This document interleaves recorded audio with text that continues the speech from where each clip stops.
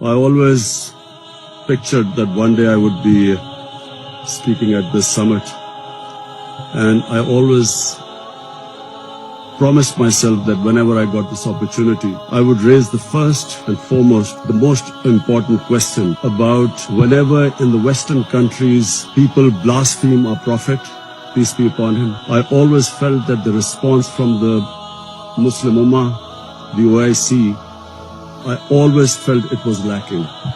And therefore I wanted to use this platform that the OIC owes a responsibility. Us heads of the states, we have a responsibility to the Muslim world. When anyone in the Western world blasphemes our Prophet, peace be upon him, it is a failure of the OIC that we have not been able to explain to the Western countries that the love and affection that we feel for our Holy Prophet, that how he lives in our hearts, it was up to us to explain to the Western people that the amount of pain they cause us when they ridicule or mock our Holy Prophet. And we must know that in the West, people do not treat religion the way the Muslim world treats Islam.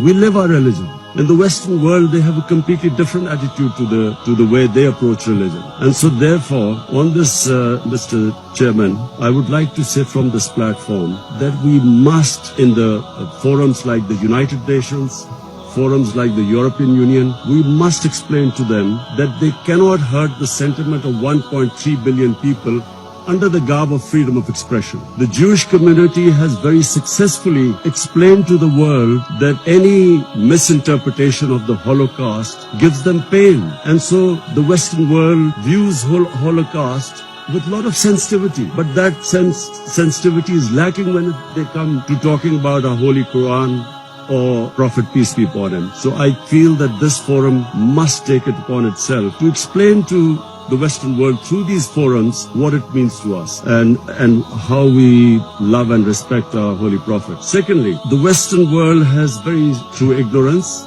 partly, and willfully, they have equated Islam with terrorism or radical Islam with terrorism. I feel that this has done a tremendous amount of disservice to the Muslim community. Religion has nothing to do with terrorism. No religion allows killing of innocent human beings. But by doing this, two things have happened against the Muslims. Number one, it has led to Islamophobia. Whenever there is a Muslim involved in terrorism, the word Islamic terrorism or radical Islam, the moment that is referred to define terrorism, the people in the West cannot distinguish between a moderate Muslim and a radical Muslim. So the whole suspicion is raised against Muslims everywhere. This attack in New Zealand by this gunman who goes into a mosque and shoots 50 innocent people is because they cannot understand that Islam has nothing to do with terrorism. And they have this indoctrination that somehow whenever a Muslim is involved in terrorism,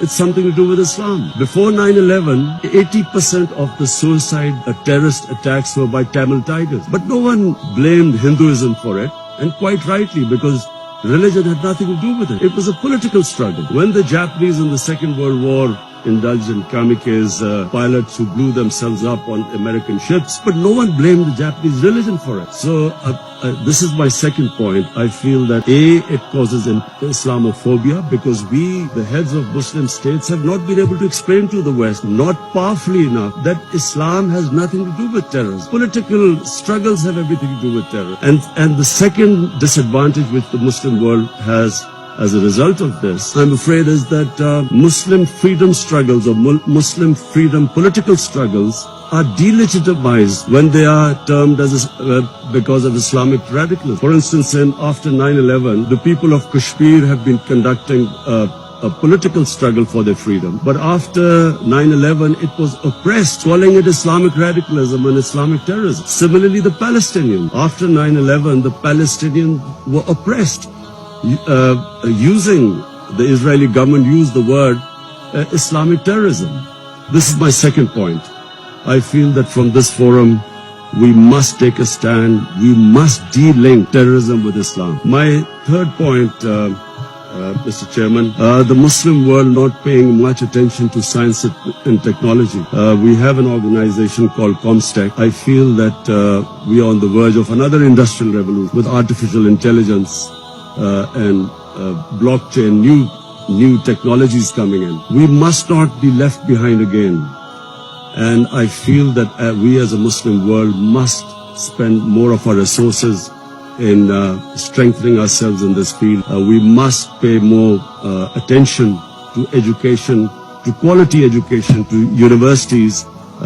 Despite having all the resources, I'm afraid we lag behind, and I think from the OIC platform it would be a good opportunity for us to concentrate on spending more on science and technology. Finally, Mr. Chairman, I would like to say that this is 50 years of OIC, and we all must again reiterate that how this organization came was because of the Palestinians being deprived of their homes, their rights, their human rights, their democratic rights. And so we reiterate again that there is no solution but a two-state solution in Palestine. East Jerusalem must become the capital of for the Palestinian people, and the Golan Heights must be returned as the 1967 borders, which all the international conventions, the United Nations resolutions say so. Similarly, I feel that in Kashmir, the people of Kashmir again have not been given their right to self-determination, as was guaranteed by the world community in 1948 through a UN resolution. The people of Kashmir recently have suffered a lot of oppression, and I do feel that us as a body, the OIC, must stand with the oppression that is going on in the Muslim world. I finally want to thank again King Salman bin Abdulaziz Al Saud for his great hospitality. I especially want to thank, we had the great opportunity to go to visit the Rawza Rasul in Medina yesterday, and from me and my delegation we want to say that it gave us the greatest happiness and pleasure to be able to visit the mosque. Thank you very much.